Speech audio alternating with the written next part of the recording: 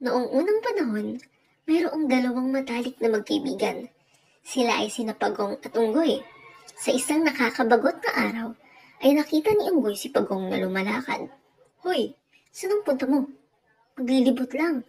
Bagot na ako sa aking bahay," sagot ni Pagong.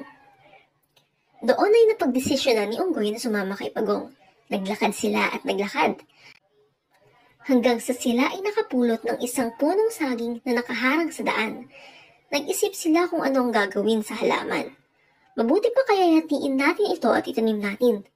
Sa akin ang bandang itaas at sa iyo ang ibaba," mungkahi ng Unggoy.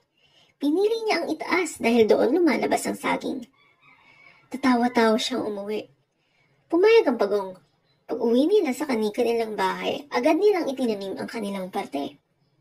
Makalipas ang ilang araw, ang halaman ng Unggoy ay namatay.